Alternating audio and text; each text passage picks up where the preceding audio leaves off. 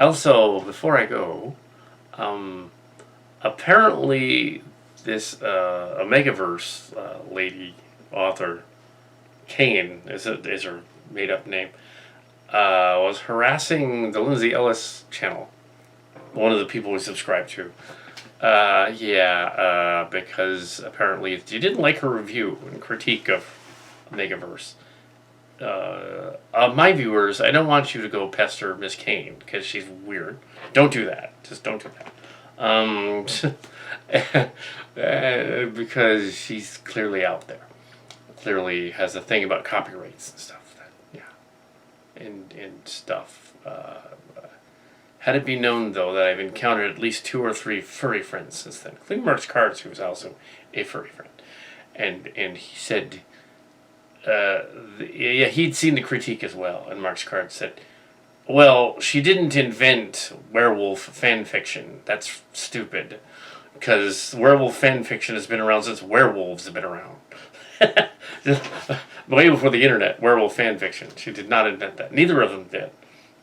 Back in the day, the werewolf, and the Frankenstein and the mummy and all that goes way, way back to at least the 30s in modern movies, and before that, and, it's like, geez, I invented werewolf. My version, my trope of the hot burly werewolf guy. I copyrighted that. It's like, no, you didn't. You did not copyright that. You can't copyright that. It was in Ultraviolet and American Werewolf in London and Teen Wolf, a lot of other stuff. The Lycan, the Wolfen, my goodness, there's all of these movies and stories that came out that have to do with wolves. There's all these stories and movies that have to do with wolves, and it's like, no, you didn't think of that genre. That's just like hot dog like porn or whatever. Rule 34. So yeah, werewolf stuff. And yeah, you didn't invent that. You didn't. Neither of you did. Apparently, this other lady thought she was related to the other Ellis lady who writes other werewolf stuff, so she's freaked out. But no, they're not related. Just like I am not related to another person, other 2 people out there that are also sci-fi authors. One of them wrote a Dog on Mars book. I'm not that guy. I didn't write a dog book. I wrote about dogs, though. Aslot the Techite, who is a furry character who appeared in Starcrackers. But that was Mark's Cards playing that character back when he was very young. He wasn't even 20 in that role back in the day. We were kids back then, man. I think he was like 18. We started 17 and a half when we started filming that. And I was like 21, barely. But yeah, it was a long time ago. When we did Starcrackers. And that was a long, long time ago. Long time ago. It's like, we had a wolf guy in there. But he was kind of a spacey kind of werewolf guy. But we had another guy called Thompson, who was kind of a wolf-like kind of guy too. So, and Raxler, of course, who was sort of a Klingon. So was Thompson, kind of. He's sort of a Klingon. Wolf-like, kind of a furry. He would have been a furry. But anyway, so the other 2 were like laughing at that story, the original story, and they were like, okay, she didn't invent furries. What the hell? She didn't invent werewolf stuff. No. Come on. And one of them is a Team Jacob, a Twilight fan. They're like, it was irrelevant. And his Team Jacob, wait a minute. What about Twilight? She didn't invent that. Twilight lady did. That was like 20 years ago. Twilight invented that. No, Twilight didn't invent that. I pointed out that there was something before. There was, of course, Blade. And there was,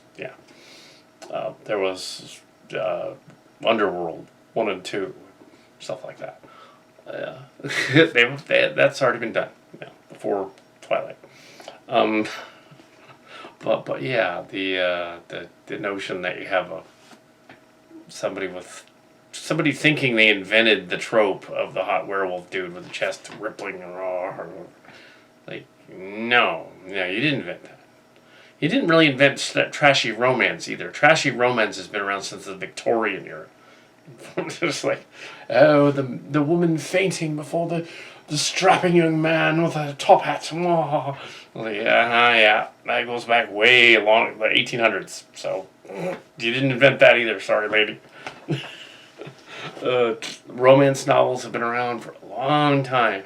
Just combining genres doesn't work. Mark Scarts pointed out that he did combined a werewolf story with the Breakfast Club.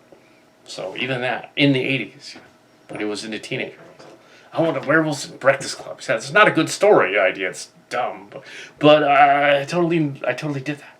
I had him just quoting lines from Judd Nelson. It was like, it didn't make sense, but it was a tough werewolf. So. Stephanie Meyer read that story and said, I'm going to make Twilight out of it. Yeah, but they got the teams wrong. Jacob should have.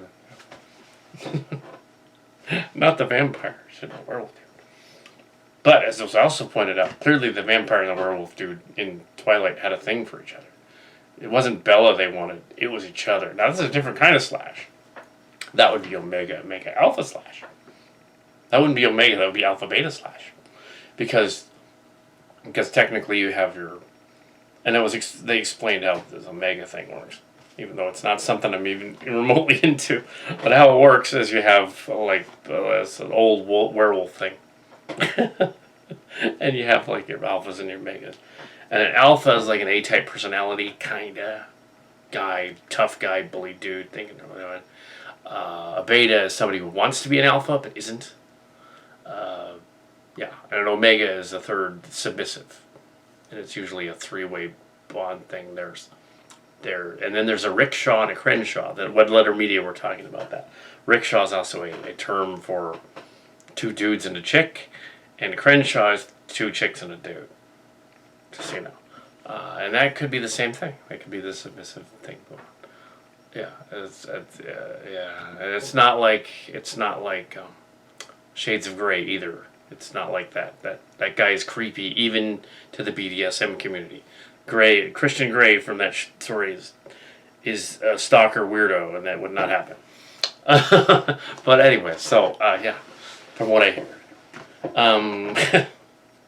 So yeah, yeah, an example of a alpha celebrity, an actual alpha celebrity, would be probably somebody like The Rock, I guess, or Jason Statham or something, or back in the day, Clint Eastwood when he was young, Stallone, Arnold Schwarzenegger, those kind of guys, alpha, or no, a beta, perfect prime example, Trump. Donald Trump is not an alpha. He thinks he's an alpha, but he's not an alpha. He's a beta. Because he was a rich boy that got all the proceeds. But he's not buff and hot and everything. He's not at all. I mean, maybe 50 years ago. Not anymore. Pence, too. Pence is an omega. Let's see, who would else be an omega? The Kardashians, I guess? One of them. The other one's a beta. Lindsay Lohan? No. Let's see. Who's an omega? Submissive. Ooh, let's see. Famous is a submissive. Oprah Winfrey's an alpha. Totally. A chick can be an alpha.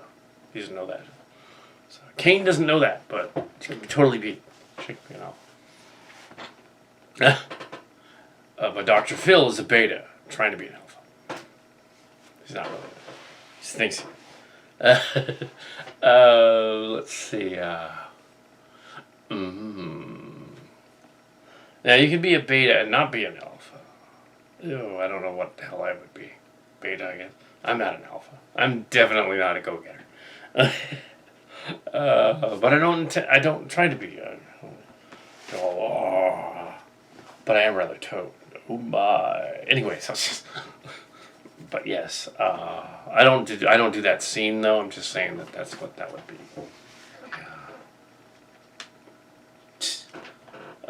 Let's see. Okay, since Lindsay Hillis is an X-Channel awesome person, she would be considered an alpha. But Doug Walker, totally an Omega. Sorry, Doug. Oh, he might think he's a beta or an alpha, but he's not. He's an Omega. Oh, Doug Jones, you're a beta. Yeah. No. Oh, yeah. Not really. I don't think they're into that scene at all. Furry. Actually, if Doug Jones was from from the thing, the cat, he would be a furry. Yeah, he'd be like a cat. Because, yeah, I'd probably do that too. If I had a cat fursuit, I would be a cat. I do have an Eeyore fursuit and a Chewbacca fursuit. Excellent. I think it's hilarious that the rebuttal video by Lindsay Ellis was her in a wolf costume, in a fursuit. Oh, that's pretty alpha of you. Arp, arp. And also, did you know that dogs have a knot? And they get stuck. Get stuck. Okay, this is getting a little weird.